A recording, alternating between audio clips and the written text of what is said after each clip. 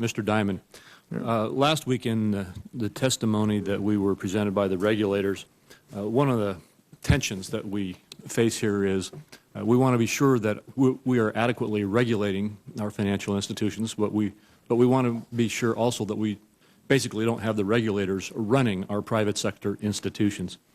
In that testimony last week, Comptroller Curry from the OCC indicated that there are approximately 65 on-site examiners from the OCC who are full-time on-site at JPMorgan. Is that correct? I believe so, yes. And again, what should the function of the regulators be? Many people say our primary focus from our perspective in terms of policy should be to make sure that the banks are properly capitalized. Should that be our primary focus? And what other areas of oversight would be the most effective for us in terms of our regulatory structure? So the regulators, I've been in regulated business my whole life. And regulators look at many things we do. They audit it. They criticize it. I think it's important to recognize that I think there have been improvements in companies, including JPMorgan, because of their audit and criticism.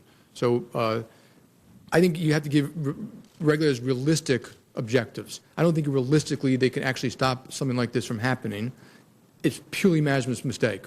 And again, if we are misinformed a little bit, we're not purposely, but misinforming them too. So I think the most important things regulators can do is high capital, good liquidity standards, proper disclosures, proper governance, proper functioning risk committees. All of those things won't stop mistakes. They will just make them smaller and fewer and far between.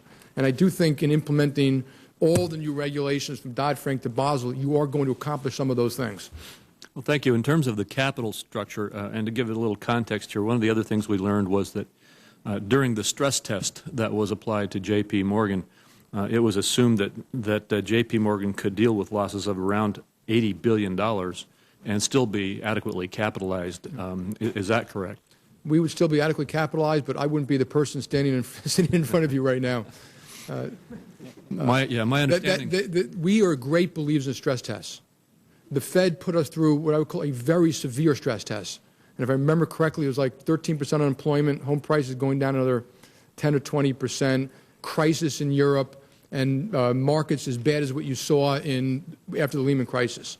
And we came through that, in my opinion, with flying colors. And we actually stress hundreds of other scenarios because there are plenty of other scenarios which you could say could affect a company like a bank. And under all of those, we want to make sure we have adequate capital and adequate liquidity. So much so to the extent that you never question JPMorgan. Well, thank you. And we believe we have that kind of capital. And your current Tier 1 capital is approximately $128 billion? I don't know the number offhand, but approximately, yes. Thank you. I'd like to conclude with a discussion of the Volcker Rule. Some have said that it's not possible to distinguish between proprietary trading and hedging. Clearly, that's what the Volcker Rule contemplates, and it's what, if we implement it, is going to be imposed on banks like yours. Could you discuss for a moment whether we can distinguish between proprietary trading and hedging, and if so, how we make that distinction? I think it's going to be very hard to make a bright line distinction between proprietary trading and hedging, because you can look at almost anything we do and call it one or the other. Every loan we make is proprietary. If we lose money, the firm loses money. If we buy treasury bonds and they lose money, we lose money. So I have a hard time distinguishing it. I do understand the intent of the Volcker Rule. If the intent is to reduce activities that can jeopardize and threaten a big financial company, I completely understand that. I think the devil is going to be in the detail on how these rules are written that allow the good of our capital markets and not the bad. And I'd be happy to talk more about our capital markets. Tell me for a minute how you would describe that. What is a proper hedge in the context of the Volcker Rule distinction that we're trying to make? So portfolio hedging, which I think should be allowed, is something to protect the company in bad outcomes. And you can analyze that. Sometimes it doesn't mean you're always going to be exactly right, but you can analyze that. So I do believe you should allow to do portfolio hedging. And there are ways and methods and analytics to make sure you think it protects the company in a bad outcome. And that would be something like going short in the...